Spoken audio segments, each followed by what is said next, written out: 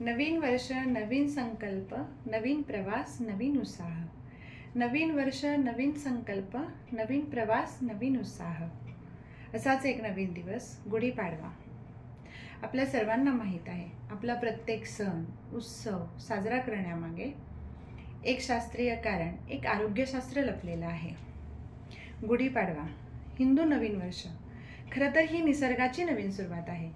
या दिवसात झाडांना नवीन पालवी फुटते, निसर्गात नवीन नवीन रंग दिसू लागतात, निसर्गात नवी ऊर्जा निर्माण होते, नवीन फळं, नवीन फुलं तयार होत असतात, जसं की कडुलिंब, आंबा. गुढीपाडव्या दिवशी कडुलिंब आणि गूळ खाण्याची आपली प्रथा आहे. खरं तर ह्यामागे एक शास्त्रीय कारण आहे. कडुलिंब आणि गूळ एकत्र खाण्याने रक्तशुद्धीकरण होतं आणि त्यामुळे आपल्या शरीराची रोगप्रतिकार क्षमता वाढते. आपलं शरीर हे ऋतुबदलासाठी तयार होत असतं. तर अशाच नवीन वर्षाच्या, नवीन सुरुवातीच्या आणि गुढीपाडव्याच्या तुम्हा सर्वांना खूप खूप शुभेच्छा. नमस्कार, मी प्रियांका पाटील. आपल्या सर्वांचं मराठी कविता आणि बरंच काही या यूट्यूब चॅनलवर मनापासून स्वागत. आज मी तुमच्यासाठी एक नवीन कविता घेऊन येत आहे, ज्यात मी गुढीपाडव्याचं वर्णन आणि शिकवण सांगण्याचा प्रयत्न केला आहे.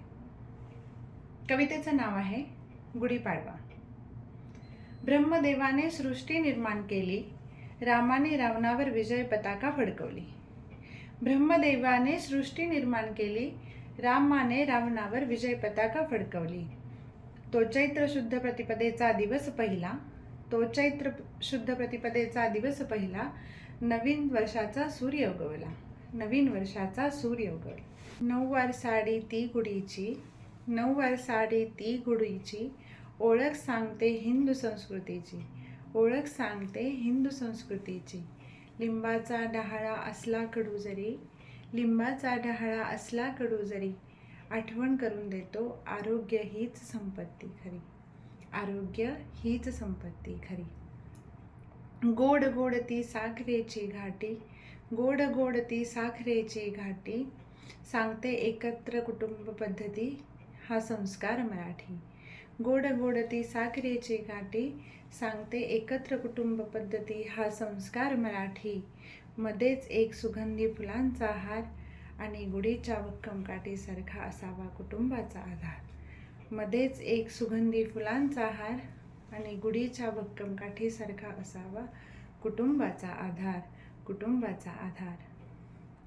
काठीवरचा कलश सर्वांना ठेवतो एकत्रित बांधून, काठीवरचा कलश सर्वांना ठेवतो एकत्रित बांधून, मराठी संस्कार आणि संस्कृतीचे रक्षण व्हावे या गुढी उभारणाऱ्या हातून, मराठी संस्कृती आणि संस्कारांचे रक्षण व्हावे ही गुढी उभारणाऱ्या हातून. त्यावरचं स्वस्तिक हे हिंदू शुभकार्याचं निशाण आहे आणि मी मराठी असल्याचा मला अभिमान आहे. पुरणपोळीचा नैवेद्य म्हणजे चव महाराष्ट्राची, पुरणपोळीचा नैवेद्य म्हणजे चव महाराष्ट्राची, झाली गुढी उभारून सुख आणि समाधानाची, सुख आणि समाधानाची.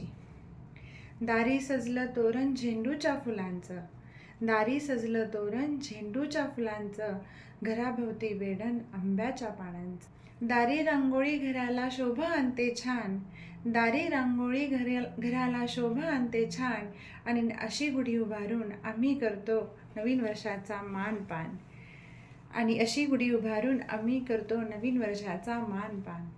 नवीन आनंद, नवीन उत्साह, नवीन संकल्पमणी, नवीन आनंद, नवीन उत्साह, नवीन संकल्पमणी, नवीन वर्षात राहो सगळे सुखी समाधानी, नवीन वर्षात राहो सगळे सुखी समाधानी.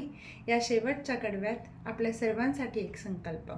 चला आज एक नवीन संकल्प एकत्र करूया, चला आज एक नवीन संकल्प एकत्र करूया, मराठी भाषा, संस्कृती आणि संस्कार जपूया.